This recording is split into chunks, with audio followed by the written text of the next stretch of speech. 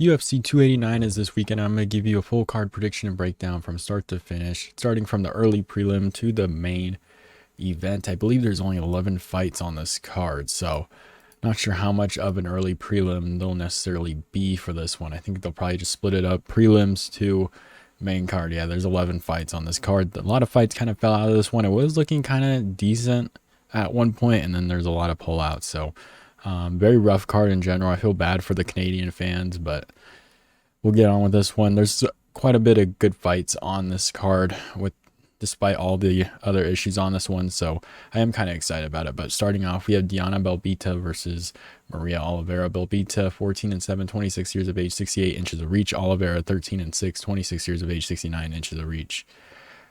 For this one, it's one of these matchups, man. I'm gonna go with Maria Oliveira by decision. Women's MMA decision for this one. Diana Belbita last fight was a loss to Gloria DePaula by decision. Beat Hannah Goldie by decision, if that means anything, 2 years ago. Beat Liana Jojoa. I'm going to try and say that. Lost to Molly McCann, so you kind of get an idea of what she's like in general. Maria Oliveira lost to Vanessa Demopoulos, who's not very good in general. Beat Gloria DePaula by a split decision, which she lost to. Lost to Tabitha Ritchie, which is a good loss to have. You know, nothing too crazy here. I think I just trust Maria Oliveira more. They're both 26 years old. Tapology kind of agrees. 72% for Oliveira, 28% for Belbita. Yeah, it's just one of those fights. Coin flip if you want. Don't touch this if you're better.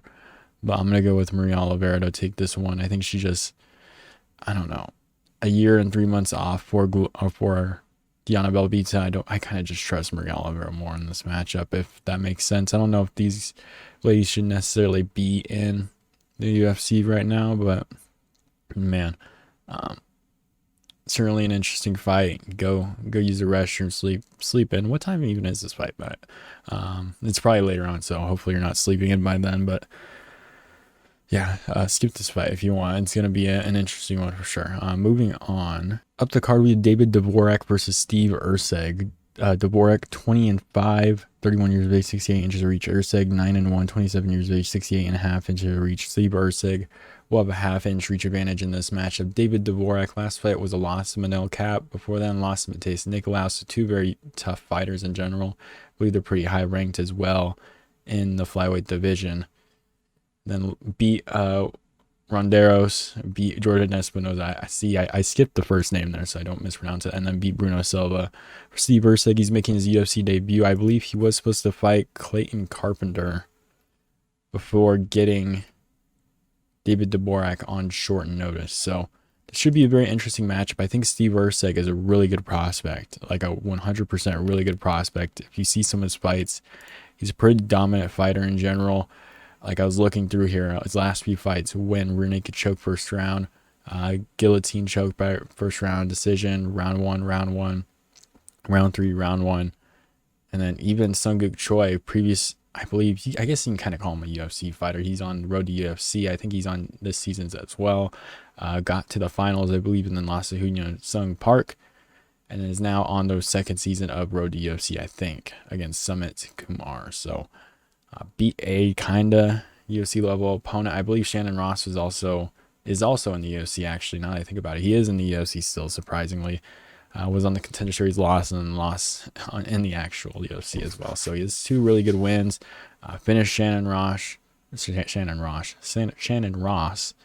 then beat Sunguk Choi by decision.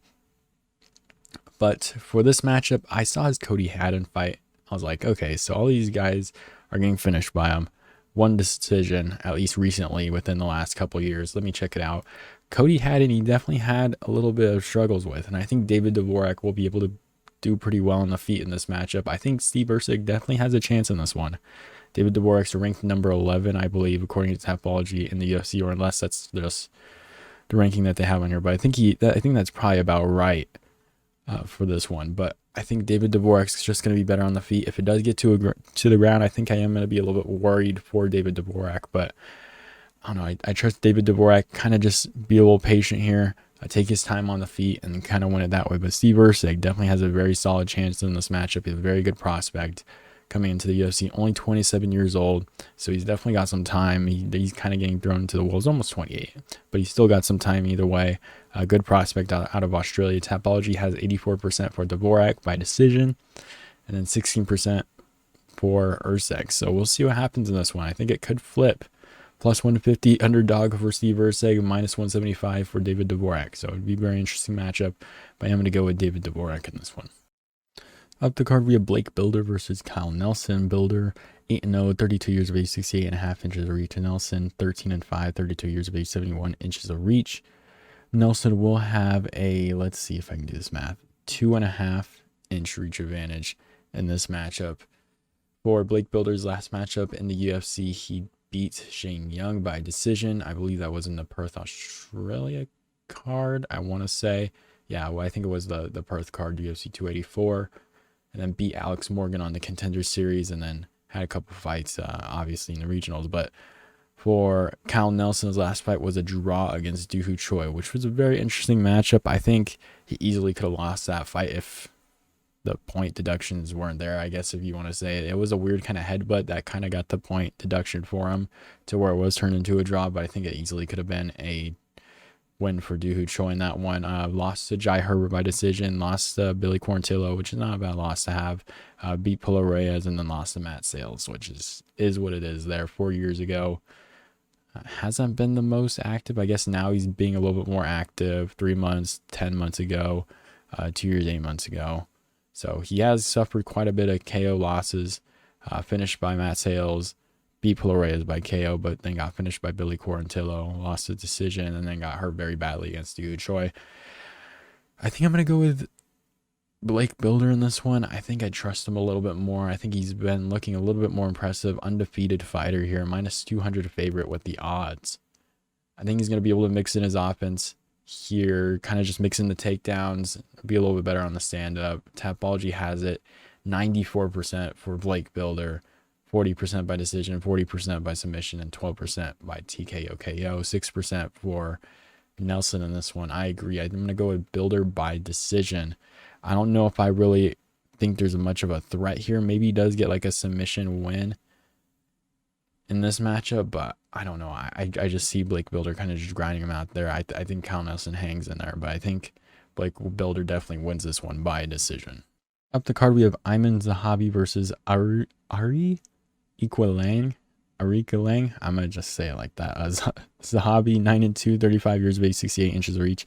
Aori Qileng, 24-9, 29 years of age, 69 inches of reach. Aori Qileng will have a 1 inch reach advantage in this matchup. I think it's Aori Qileng. Aori Qileng. Okay, we're just going to go like that. For Zahabi's last matchup was a win over Ricky Turcios, which was an alright matchup. Ricky Turcios didn't really do much in there. That was 10 months ago. Beat Draco Rodriguez by KO. Lost to Vince Morales by decision. Lost to Ricardo Ramos 5 years ago by KO. So he hasn't been the most active in his entire career.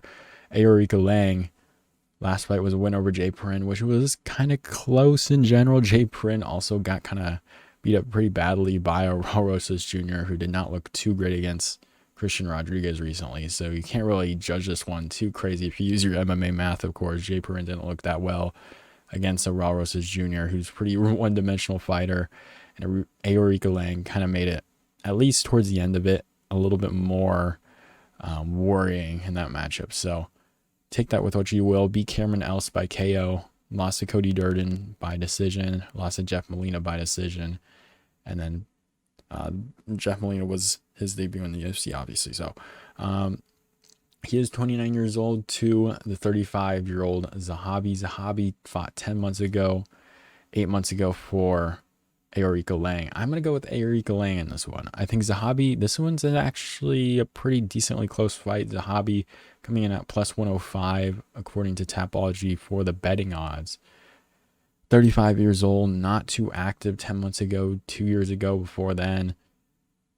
Vince Morales 4 years ago, 5.5 years ago, 6 years ago. You know what I mean? He's basically taking about a year off per fight, especially recently. I don't know if I trust him in this matchup. I think he's a decent fighter. He kind of knows what he's doing in there. Game plan wise, I feel like he does a really good job there, knowing how to go after his opponents. But I think Qileng with the power in his hands, I think it's just going to be a little bit more of an advantage for him here. I don't know. I think just in general, the fact that the scoring is based off of damage, I think he's just going to do more damage in this matchup. Maybe it's a closer decision, 29-28. Tapology agrees here, 62% for Aori Qileng, 62% by decision, 38% for Zahabi. So it is relatively split, really like 60-40 in the Tapology community for this one with 900 votes. I am going to go to Aori Qileng. I think this is the closer matchup, made 29-28 decision for Aori Qileng. Maybe Zahabi lands some good shots earlier on in the fight, but I think Aori Qileng will definitely land more damaging shots in this matchup, and I think that's just going to look a little bit better on the judges' scorecard. It is going to be in Canada, so if it is going to a decision, we'll see how the judges look at like Canadian fighters in general and how they give the decision. That means anything, but I think Aori Qileng wins this one by decision. Up the card, we have Jasmine Jasudavicius versus Miranda Maverick. Jasudavicius 8-2, 24 years of age, 68 inches of reach, and Maverick 11-4, 25 years of age, 65.5 inches of reach. Jasudavicius will have a 2.5-inch reach advantage in this matchup. Jasmine Jasudavicius' last matchup was a win over Gabriela Fernandez by decision, lost to Natalia Silva by decision, beat Kay Hansen by decision, and then beat Julia Palastri on the Contender Series by decision. Miranda Maverick lost to beat Shauna Young in her last matchup. Beat Sabina Mazo by submission. Went on a little bit two-loss skid here. 11-4 obviously, but on a two-loss skid here. Lost to Erin Blanchfield, who's a top contender in that division at this point. She just finished Jessica Andrade, submitted Jessica Andrade. So even more impressive than like KOing her in general, but very impressive there. Very impressive. Well, in Erin Blanchfield's sake, very impressive win for her. Obviously, losing to an Erin Blanchfield isn't necessarily bad in any way. For the Macy Barber matchup, I thought Miranda Maverick won that matchup for sure. I'm not sure how they gave that one to Macy Barber at all, but I guess Macy Barber at this point isn't that bad of a fighter either. So even though I do think Miranda Maverick did beat her in that matchup. So I'm going to go with Miranda Maverick in this one. I think she's going to be able to mix in her stand-up with her takedowns and basically just win it that way. I think her wrestling is very good. Doesn't really get out-wrestled by anyone other than like an Erin Blanchfield. So looked very good in her last couple fights. I think she gets it done. -300 favorite in this matchup. 85% on Tapology here, 84% by decision as well for the people that picked her, 15% for Jasudavicius. I am going to go with Miranda Maverick. Again, just mixing her takedowns with her stand-up, and I think she just gets this one done by decision. Probably 29-28, maybe 30-27.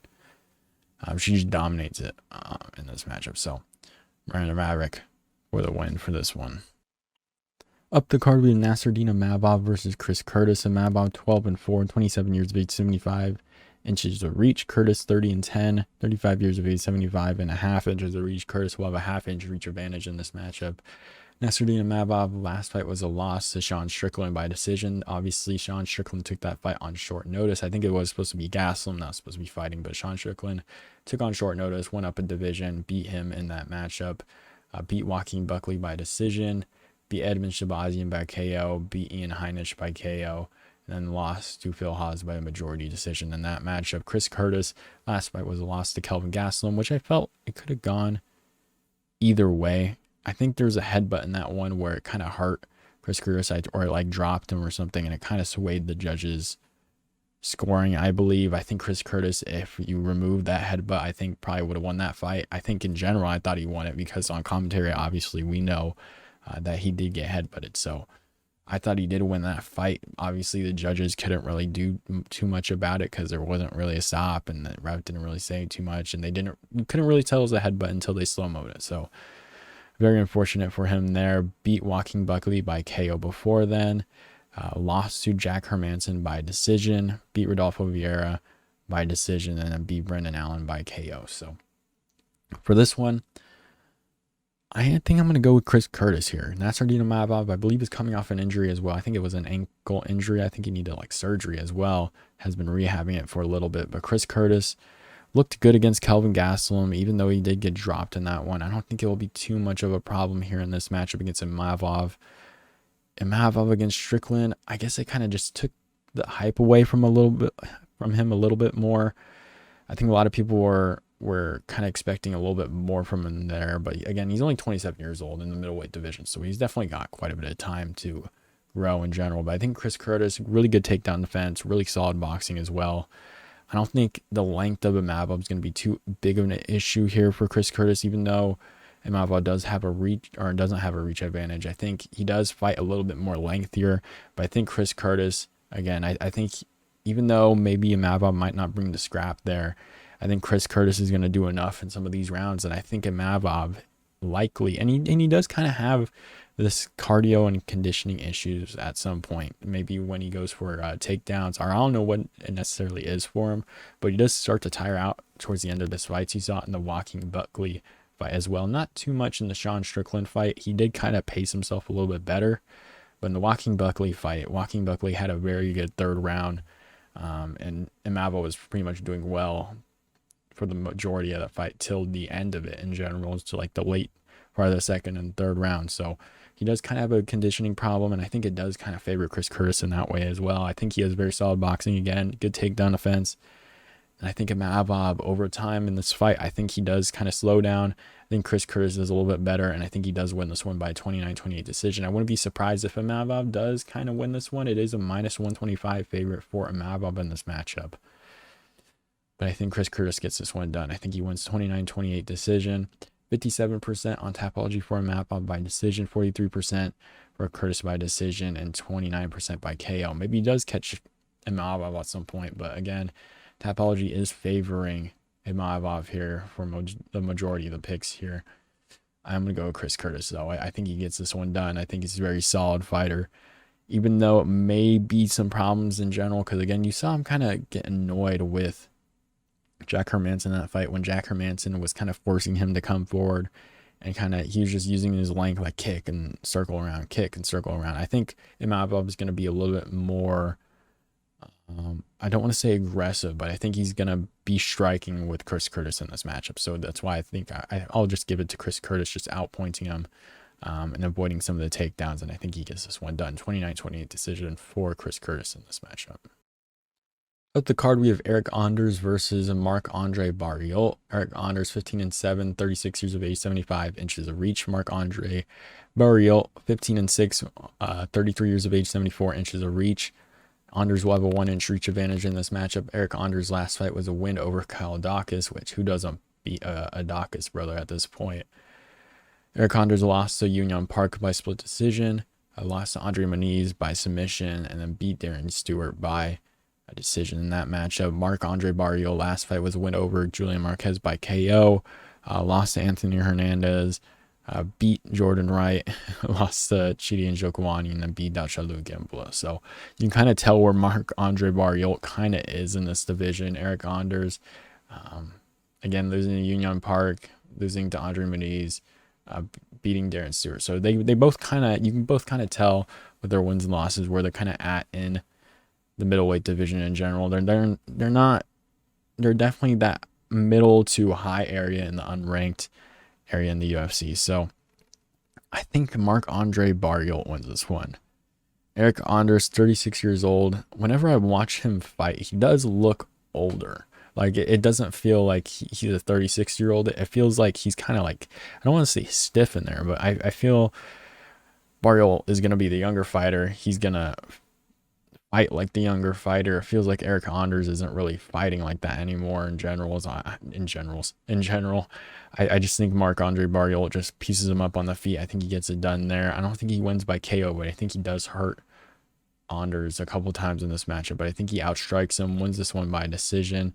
76% agree with me that Barriault's going to win this one by decision. 25% by KO, which be pretty interesting. I don't think he wins by KO, but 27% for Anders.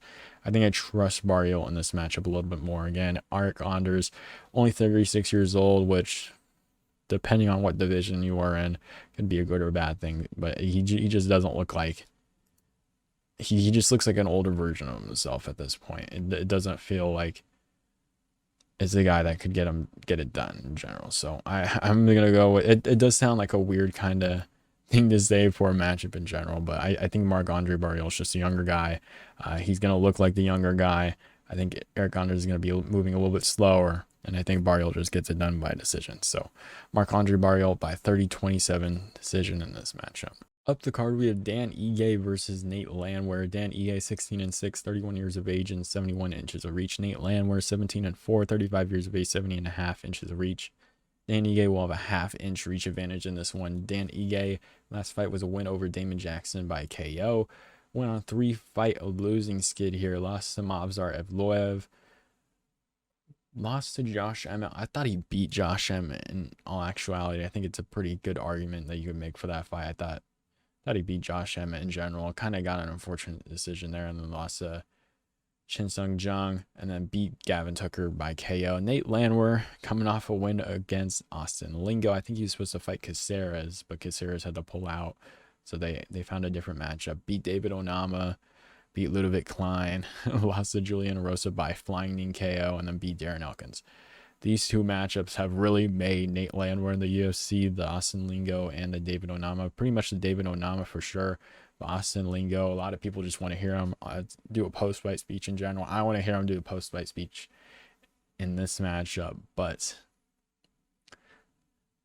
I really want to choose Nate Landwehr in this matchup. I really do. Because in all honesty, I think if Nate Landwehr makes this out of the first round, I think he wins. It's a weird thing with Nate Landwehr. If you look at his record, his losses in the UFC, Julian Rosa, round 1, Herbert Burns, round 1, and then that's all in the UFC, and then on regional, round 2, and then unanimous decision there. So he's only losing in the UFC in round 1. He does start really slow in his matchups, which is why I say that, and he starts to pick it up in the second and third. I think I can definitely see Dan Ige kind of tiring himself out after catching Nate Landwehr and hurting him and trying to finish him, but he can't. He's just tiring himself out. And then second and third round, Nate Landwehr just kind of messing with him and wins those 2 rounds and hurts him and then finishes him in like round 3. I can definitely 100% see that. It's just what's the probability of that happening? I think I might have to go with Danny in this one by like a first round KO, TKO. I can just see him catching Nate Landwehr and then finishing him off. I really want Nate Landwehr to win this matchup, but I am already taking some very, very big underdog. Like I'm taking some risk later on in this card, so I don't want to take too much of a risk in this matchup. I really hope Nate Landwehr wins. Plus 190 underdog, minus 230 favorite for Dan Ige. Again, if Nate Landwehr makes it out of the first round, he definitely has some live bet potential there for sure. So I'm going to go with Dan Ige by a first round TKO. But again, if you're a better, I would eye what happens after that first round. If it does get out of the first round, maybe keep in mind if it is very, very good underdog odds for Nate Landwehr, maybe that's something to check out. He is in a crowd as well. So maybe in the first round when the crowd's all hyped, they hype up Nate Landwehr for the second and third round, and he finds a finish there. But we'll see what happens here. I really hope he wins. I just don't think he gets it done. Dan Ige has a lot of power in his hands. Very good striker. I can see him getting it done in the first round. But again, Nate the Train. Like, honestly, if Nate Landwehr wins this matchup, I think he probably has a good chance of becoming a star. He probably gets ranked if he does beat Dan Ige, because he is 13 here. He gets ranked. He probably becomes a star. This is on pay-per-view in front of a big crowd. Obviously, it's not like one of those bigger name pay-per-views, which probably would have helped him a little bit more. But again, if Nate Landwehr wins this, does a post-fight speech, I think he becomes a bigger, maybe even becomes a star at that point. As somewhat a draw, maybe top 25 in the UFC, some like a little draw. But I'm gonna go Dan Ige first round TKO. Crossing my fingers. I'm gonna pray to the MMA gods that Nate Landwehr wins this matchup, because I really want him to win very badly. So I'm gonna go Dan Ige first round TKO in this matchup. Card, we have Mike Mallott versus Adam Fugitt. We have 9-1 Mike Mallott, 31 years of age and 73 inches of reach. That sounded very weird. Adam Fugitt, 9-3, 34 years of age, 77 inches of reach. Fugitt will have a 4-inch reach advantage in this matchup. Mike Mallott coming off a submission win over Johan Lainez 3 months ago. Beat Mickey Gall by KO. And then beat Shimon Smatruski on the Contender Series by submission. Adam Fugitt made his debut against Michael Morales. Actually looked pretty decent in that matchup before getting KO'd. He made it a little bit competitive before getting KO'd. And again, off the top of my head, actually, now thinking about it, when does Michael Morales fight again? Is he fighting again? Okay, at least he's fighting Max Griffin. I was wondering for a second. I was like, whatever happened to Michael Morales? But then beat Yasako Kinoshita by KO. So Adam Fugitt's kind of a question mark right now. I think Mike Mallott is actually pretty good. I think he has good takedowns, good stand-up as well. He doesn't look like he throws the most powerful strikes, but his hands are pretty good. He's got some good power in his hands. Absolutely put out Mickey Gall, which is a very impressive KO. Minus 200 favorite in this matchup. I am going to go with Mike Mallott. I think Adam Fugitt is actually decent / good fighter in this fight in general. I think he's a good fighter in general. Maybe he kind of stays unranked for the UFC, wins some and loses some. But I think Mike Mallott gets this one done. Younger fighter entering his prime. I think he's got better hands. I think he's going to be better on the ground. He's going to have his home country behind him in this matchup, even though I've chosen some non-Canadians, or even though I've chosen against Canadians on this card. I'm just going to say that for this one. He's got the Canadian crowd against him, good hands, good on the ground. I think he gets this one done. I think he should keep it on the feet. Fugitt is pretty solid on the ground as well. So I think Mallott gets this one done. 93% for Mallott on Tapology. 45% by KO, 30% by submission, 13% for decision. So kind of a little bit over the place. They're mostly saying KO on this one. Maybe that's probably the right choice, I would say. I think Fugitt's pretty tough, so maybe it does go to a decision, but I can definitely see KO. 7% for Fugitt. Yeah, I think I'm going to go with Mallott by KO. I'm not too confident. I'm not sure how he finishes this one. He's a multifaceted fighter, so we'll see what happens in this one. Up the card to our co-main event of the evening, we have Charles Oliveira versus Beneil Dariush. Charles Oliveira, 33-9, 33 years of age, 74 inches of reach. Beneil Dariush, 22-4, 34 years of age and 72 inches of reach. Oliveira will have a 2-inch reach advantage in this matchup. Oliveira last fight was a loss against Islam Makhachev, beat Justin Gaethje, beat Dustin Poirier, beat Michael Chandler for the vacant lightweight title at that point. Went on a 2-fight defense. Obviously, I guess maybe you don't count the Justin Gaethje one as a defense because I guess he had to vacate after that one, but I count it as a defense in general. And then lost to Islam Makhachev in that matchup. Obviously beat Michael Chandler and beat Tony Ferguson right before then. Beneil Dariush beat Mateus Gamrot in a very, very impressive performance there 7 months ago in October. I think they were on the same card as well. So beat Tony Ferguson by decision before then. Beat Diego Ferreira by split decision. Beat Scott Holtman by KO. And then beat Ricard Close by KO as well. So for this one's in my brain, I think this is a total coin flip. Plus a 105 for Charles Oliveira, minus 130 for Beneil Dariush. I don't know about this one because I was 100% on the Beneil Dariush train before this video in general. I think I did a stream about a week or a week and a half ago, and someone asked me to preview this card, and I went to this fight and I said Beneil Dariush is going to win. And I was just thinking to myself, like, how does Beneil Dariush win this fight? I think Charles Oliveira takes some time off. 7 months ago was his last fight, which is probably really good for his chin because honestly, he was getting dropped by everybody at that point, especially on that run that he had. Got dropped by Michael Chandler, got dropped by Dustin Poirier, got dropped by Justin Gaethje, and then got dropped by Islam Makhachev. So he's taking a lot of damage on that little bit of a run there. That 11 months, 6 months there, 5 months there, 7 months. And well, I guess, what is that? 5 months there as well, and then 7 months here. So, and then just got injured where he had to pull out of the 288 card and have to go on the 289 card. So Charles Oliveira is kind of a question mark at this point, if you want to put it that way. But just the way he fights, I don't know. I was on the Beneil Dariush train for this matchup, but then I was thinking, like, Charles Oliveira is going to come forward. Crazy power in his hands. Really unorthodox fighting style. Could easily catch Beneil Dariush and put him away 100%. But Beneil Dariush has really good power in his hands, has really good hands in general. Like you can tell his striking is getting a little bit better, has really good wrestling, has really good grappling transitions. Of course, Oliveira has really good jiu-jitsu off his back, which makes this a really big question mark, because I think if Beneil Dariush knocks Charles Oliveira down, he's going to go for that top position over Oliveira.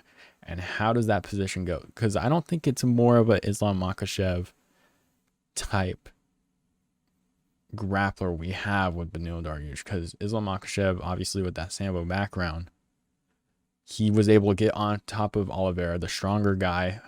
Makhachev does cut a lot of weight and was able to arm triangle Oliveira in that matchup. Beneil Dariush likely maybe will be probably the same size as Oliveira. Oliveira is a bigger dude in general. Will he be able to do that to Oliveira? Because honestly, the longer this fight goes on, the more it gives a chance for Oliveira to win this fight. It's very dangerous off his back. A lot of power in his hands. Took some time off. I am a little worried about the injury that he had. Was it like a rib injury? I don't even remember what it was that took him out of that 288 card. But 33 years old as well, 34 years old for Beneil Dariush. They're both kind of in their primes. If you believe in mythical fighters, Charles Oliveira, blind Charles Oliveira is now a mythical fighter, because now he got a loss against Islam Makhachev when he fixed his eyes or whatever. So if you're into that kind of thing, maybe you go Beneil Dariush. But I don't know. I don't know if Dariush can do the same thing Islam did, and I'm kind of worried about it. If I do pick a Beneil Dariush in this matchup for Tapology, 54% say Dariush, 46% say Oliveira, and they're saying by submission, which is very interesting. I don't know. I think I'm going to choose Oliveira. I think I kind of convinced myself last second, within the last week since that stream, when I had to figure out, like, this is genuinely a 50-50 matchup. You just kind of have to go with however you're feeling in this one, in my opinion. Like, you just kind of have to go with your brain or go with your gut in this matchup, in my opinion. I just think either one of these guys could easily win. I think I might just ride with Charles Oliveira. I think I can just see him walking down Beneil Dariush, landing some good shots and putting Beneil Dariush out. I think maybe in the first round, you'll have Charles Oliveira walking down Beneil Dariush, maybe throws a couple hooks and drops in Oliveira, because Dariush has some really good power in his hands. Drops Oliveira, maybe goes on top. Oliveira kind of shows off some of his grappling on the ground. Same thing with Dariush, and they do a really good job scrambling in general, and they get back up to the feet. And then who's the more dangerous fighter there? I don't see Dariush finishing Oliveira in this fight, and I see Oliveira finishing Dariush. So I think that's a big issue here. If you're going to beat Oliveira, I don't know if the right way to do it is by decision. He's had quite a bit of time off. So I'm going to go Oliveira by finish, TKO. I really don't want either one of these guys to lose in this matchup, in all honesty. I like both of them. I think Beneil Dariush versus Islam Makhachev would be a really fun fight to watch, and I really hope we get to see it. So, and I really like Charles Oliveira's run was insane with the belt. So, I don't know. Again, I wouldn't mind seeing either one of these guys win, but I think I'm going to go with Oliveira. I think he's going to be better on the feet. When it gets to the ground, I don't know if I think Dariush is going to be able to submit Oliveira on the ground. I just don't think he's a size of an Islam Makhachev with that Sambo background, where he's just able to knock him down and immediately get him in a submission and kind of just overpower Oliveira with the arm triangle. I think Oliveira had a really bad game plan, and I think he's kind of fixed it up here a little bit more. Chin should be a little bit better. He took a little bit more time off for this fight. I think he gets it done by TKO, first or second round here for Oliveira. Again, very risky matchup, but he is an underdog. I'll take him. That's not why I'm taking him, but I don't know. I just think in general, Oliveira, I can see him finishing it, but I think the odds of Dariush getting a finish in this matchup are pretty low. And it is a 3-round fight, so maybe Dariush taking it to decision isn't a bad idea here, but Oliveira is a finisher, 100%. And I think there's not many times where you're going to be able to knock him down on the ground. Maybe he does look for takedowns against Oliveira early on. But again, Oliveira is just very, very unorthodox striker. There was a lot of knees in general, so maybe he does catch Beneil Dariush with the knee or something. But I think I can just see him catching Beneil Dariush. First or second round TKO. That's what I have for that matchup. Let's move on. Up the card to our main event, we have Amanda Nunes versus Irene Aldana. Amanda Nunes, 22-5, 35 years of age, and 69 inches of reach.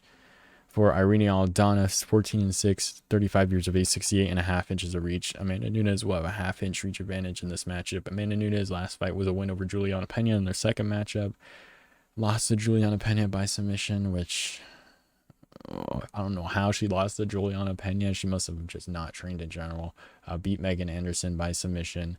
Beat Felicia Spencer by decision. Beat Germaine de Randamie by decision. Irene Aldana beat Macy Chiasson by KO, which I'm going to talk about in a second because I think there's a little bit of a misconception about that fight in general.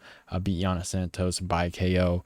Lost to Holly Holm by decision. I'll talk about that one a little bit more as well. Beat Ketlin Vieira by KO, which was a brutal KO. A very brutal KO, which was very impressive now, especially after seeing what Ketlin Vieira was able to do.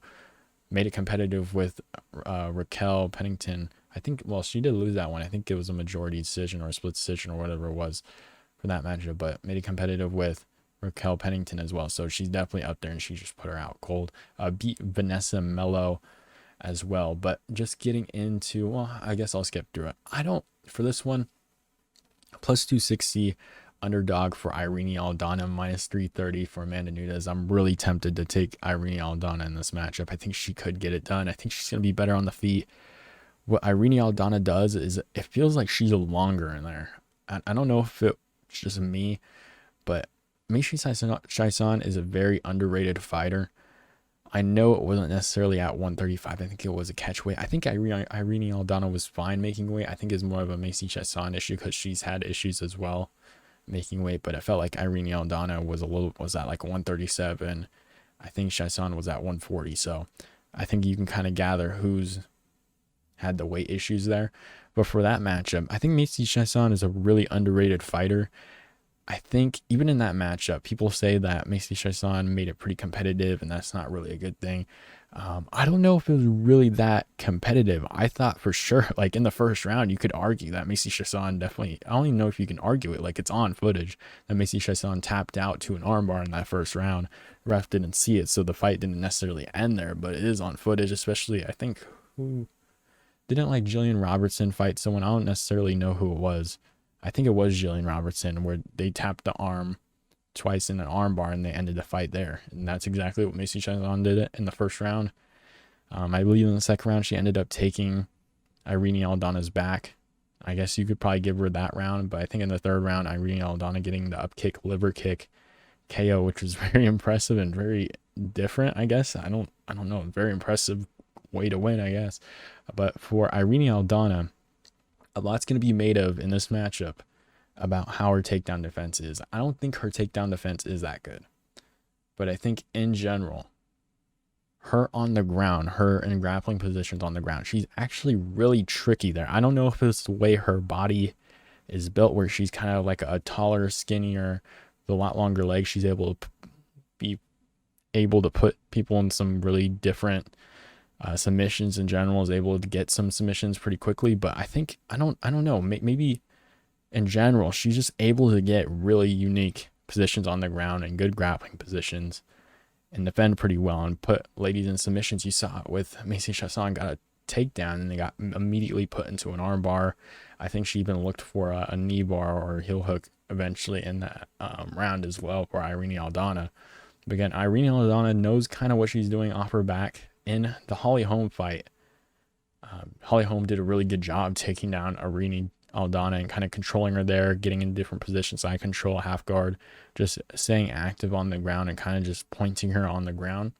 But I think Amanda Nunes does a good job. I wouldn't say a good job, but she's different than a Holly Holm on the ground. I think Amanda Nunes kind of like just stay in the guard. You saw a little bit in the Juliana Pena fight where she's able to get Pena on the ground, but kind of just stayed in her guard. Maybe it's because Pena has a really good submissions in general off her back, so she kind of just wanted to stay a little bit safer, was able to implement some elbows. But I think if Nunes does stay in that position, I think Aldana could possibly get a submission there. But I think on the feet in general, let's start there, because Amanda Nunes did lose, whether we like it or not, to Juliana Pena. We've seen how Juliana Pena strikes is some of the most embarrassing punches I've ever seen. I don't mind Juliana Pena in general, but like, man, that's rough to see her. Like, just you saw it more in that second Juliana Pena fight, just the punches she was throwing where she was just rushing her like that and just got like, I think it was a left hook, and that absolutely dropped her. Maybe it was a right hook. I don't remember off the top of my head exactly what it was, but it wasn't the most impressive striking, and Amanda Nunes lost to that in the first fight. Just basically just out toughing her, I guess, just having a good chin, actually training for the fight, just, I guess, which is more durable, and that's how she won the fight, got Amanda Nunes tired. Obviously, I think Amanda Nunes will probably be a little bit more ready for this matchup. She probably underestimated Juliana Pena, but even in the second matchup, like, she was still getting hit with some decent shots. Like, obviously, Amanda Nunes was landing some great shots on Juliana Pena, was beating her up pretty badly, but Juliana Pena at some moments was like landing still some good shots on Amanda Nunes, and I don't understand. Amanda Nunes, like, she made the same face as this one, where she kind of just like tanked it a little bit, but you could see her like moving. I think even in like a point in like the third or fourth round, I think she even hurt Amanda Nunes a little bit. So Irene Aldana, she has this thing on the feet. She has some really crisp boxing. I'll get to that first. She has really good crisp boxing. She feels longer than she actually is when she boxes, but she's really crisp on the feet. She's able to avoid some of the bigger punches. What I am worried about is if she is going for like leg kicks or body kicks, she does kind of leave herself a little bit open for like a hook that Nunes could be throwing to catch Irene Aldana. But I think in general, very crisp boxing. It feels like she's always first, which I think is very important against maybe even a lady against Amanda Nunes in general, where you're going first, you're striking first, you're landing the better shots first, and you're kind of avoiding some of those bigger shots after you land those shots. And I think Irene Aldana is going to be doing a really good job in this matchup of doing that.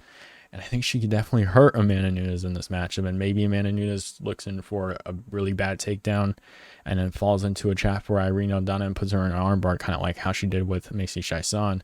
And Chiasson's takedown was actually pretty good anyways, but she was just able to roll into more of like a wizard position and move into like an armbar. It was very interesting in general, but maybe a bad takedown from Nunes after getting hurt on the feet by Aldana is a real possibility here, especially if she's getting hit by Juliana Pena very cleanly in their first and second fights. I think Aldana can definitely do it. She can easily hurt Amanda Nunes. I think either way, whoever wins this fight, I don't think Amanda Nunes is going to get KO'd. I can see her getting hurt, shooting her for a sloppy takedown. Aldana wins by submission. And I can also see Amanda Nunes kind of just taking down Irene Aldana, controlling on the ground for like the first 2 or 3 rounds. Irene Aldana kind of just giving up her back, and she's just able to take her back and submit her off her back or land some good punches of ground and pound. But I think I'm going to go with Irene Aldana in this matchup. I don't know. I don't trust, not that I don't trust, but I don't know. After seeing those 2 fights, maybe I just need to see Amanda Nunes kind of just put on a really good performance against Irene Aldana, just to kind of get that out of the way, trying to just wash out the Juliana Pena fights in general. Like, in all actuality, she actually did put on a good performance, but Juliana Pena was still landing some good punches with the bad striking she has, and did have some moments in that fight when she really shouldn't have. But I think Irene Aldana is going to be better on the feet. It feels like she always goes, well, not that it feels like, but it seems like she always goes first. She's got good length. She's able to keep a good distance off her opponents, has really good hands, able to KO. She finds ways to win, decent off her back. Like, she gets taken down, but she's crafty off her back, is able to find really good submissions. I don't know. I think we get our 4th Mexican champ. What do we got? Moreno, Yair Rodriguez, Alexa Grasso, and I think you'll have your Irene Aldana in this one. So, well, I guess if you call Yair a champ in general, because he is an interim champ. But again, Irene Aldana is very crafty off her back. I think she gets this one done. Armbar submission, 2nd or 3rd round, I guess. I don't know. That's kind of a risky pick there, but I don't know if I trust Amanda Nunes. I think in the first round, Irene Aldana hurts Amanda Nunes. Nunes goes in for a takedown, kind of just rides out the round there. I think it'll probably be like, I think Amanda Nunes will kind of figure out what Irene Aldana is on the feet first in the first round. I think that'll be the majority of that first round. Then towards the end of it, she'll get the takedown, kind of control on the ground in the second round. I think she's going to look for a takedown almost immediately. Irene Aldana is going to be ready for it, and I think she's going to get her an arm bar, maybe like a triangle or like a knee bar, or like maybe she tries to get the arm bar. Amanda Nunes tries to like crouch or something. Aldana rolls in for a knee bar, and then makes Nunes tap or something. But I think either way, either one of these ladies, I think wins by a submission. I can see Nunes winning second or third round, rear naked choke, or Irene Aldana second or third round armbar. So I'm gonna go with Irene Aldana. I'm gonna take the underdog here. That Kai Car France versus Mirabazi might have influenced this and maybe pissed me off. I got nothing to lose. No, I got stuff to lose, I guess, because I did have a good main event prediction, right? But I think Irene Aldana can get it done here. Juliana Pena can get it done. I think Irene Aldana can get it done. I think she's pretty good fighter in general. So that's what I have here.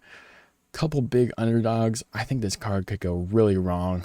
In all honesty, I think maybe I could get the majority of the picks right, but I am worried about the two big ones on this card with Amanda Nunes versus Irene Aldana and Charles Oliveira versus Beneil Dariush, because I feel like at least Charles Oliveira versus Beneil Dariush can go either way, but Amanda Nunes versus Irene Aldana, I'm kind of going out all in to pick Aldana. So we'll see how this one goes. I hope you guys enjoy the video. Let me know who you guys think wins in the main event and the co-main event, and I'll see you guys next time.